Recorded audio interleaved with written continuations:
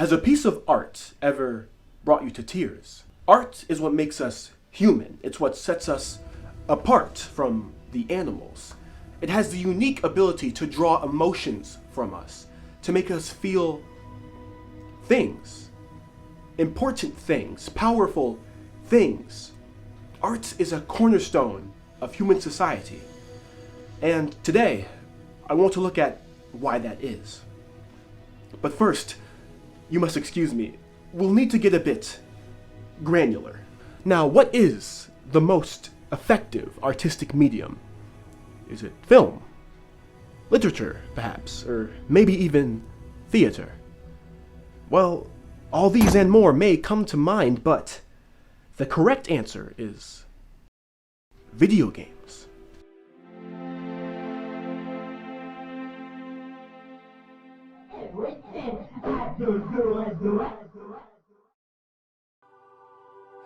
Whether your jaw dropped from the beautiful aesthetics and artwork of Okami, or maybe your mind was brilliantly engaged by the commentary of the Stanley Parable, or maybe your soul simply resonated with the storytelling of Hideo Kojima.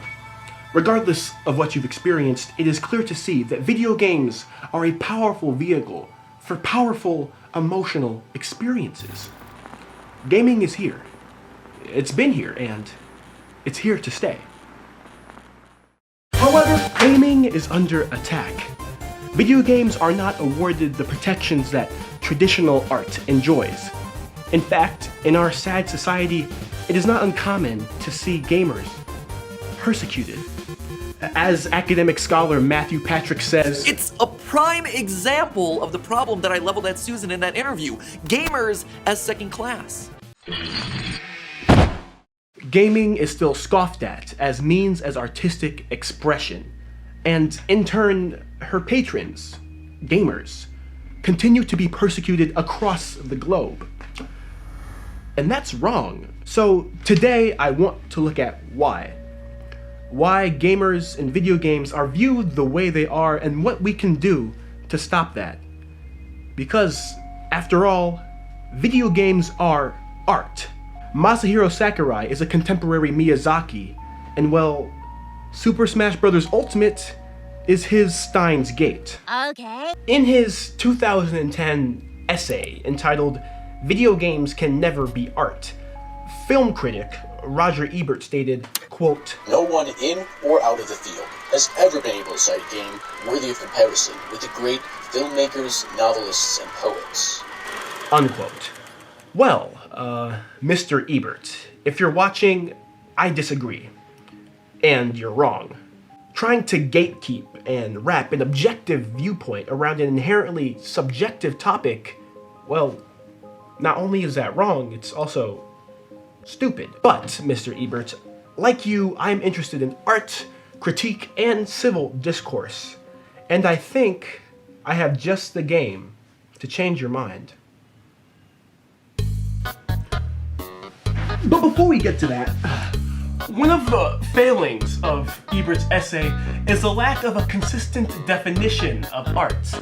In fact, he deliberately avoids the point, saying, quote, "We could play all day with definitions and find exceptions to every one. I tend to think of art as usually the creation of one artist. Yet, a cathedral is the work of many, and is it not art?" Now, I'm willing to pick up the logical slack of Ebert's argument and provide a consistent definition of art that I'm going to use throughout this video essay. Ow, ow.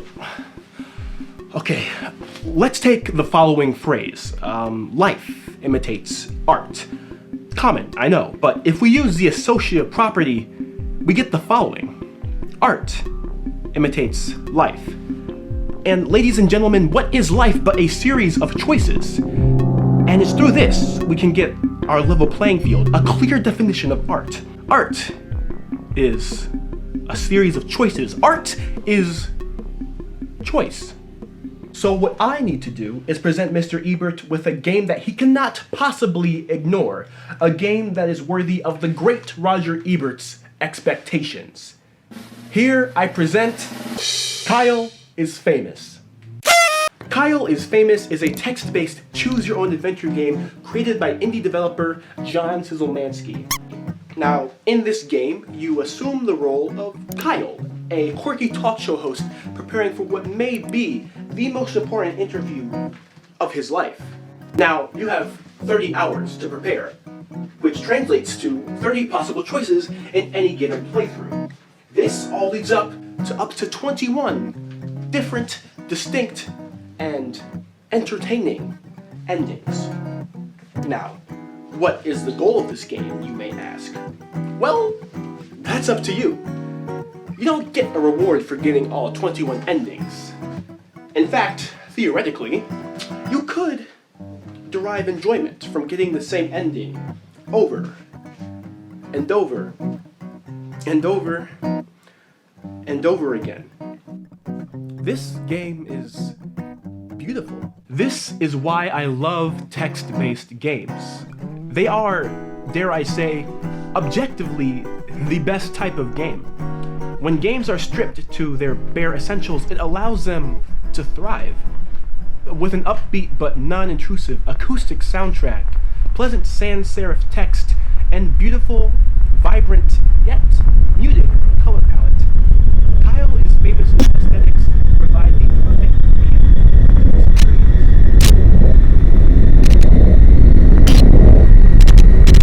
The raw gameplay, the commentary, the comedy, that's what it's about. That's what real gaming is. Story. Essentially, Kyle is Famous is a trip through choices. Choices like swallowing bugs, eating your neighbors, and running around and spinning in circles. Now, at first glance, this game can be written off as a simple comedy, and I can see why that route might be tempting. But if you think hard and smart and analyze this game like I have, you'll soon see that this game has so much more to offer. And I want to look at why that is. We assume art to be about choices, which we know it is because I've just proved it. But we can clearly see that Kyle is Famous is not only a great representation of art in video games, it's also a great representation of art, period. Now, if anything, Kyle is Famous has helped prove that video games are the best art form because they seamlessly and painstakingly combine storytelling, design, graphics, and mechanics all into one beautiful, pristine package. Kyle is Famous is special because it truly tests us, forces us to confront the consequences of our actions. Now, we think we've completed the playthrough and gotten a new ending, but it turns out all we've done is forget to put on clothes, making us get the naked ending for the 7th time in a row! And now, a word from our sponsor. Suck great. Sucks. You really suck great.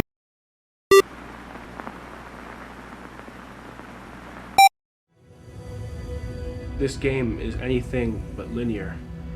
There are setbacks, unforeseen outcomes, and seemingly unavoidable consequences. But they're all just a result of our choices, just like real life. And at the end of a playthrough, we have to ask ourselves, do I want to try again?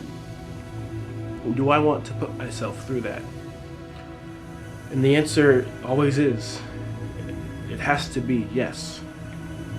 Art is about choices, but most importantly, it's about acceptance. Accepting your failure.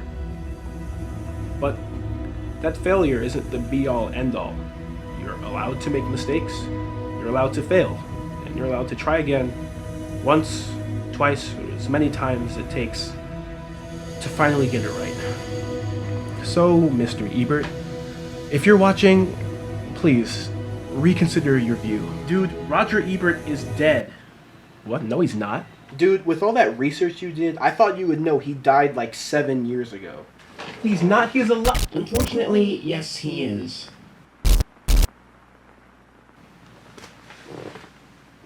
Wow. Well, that sucks.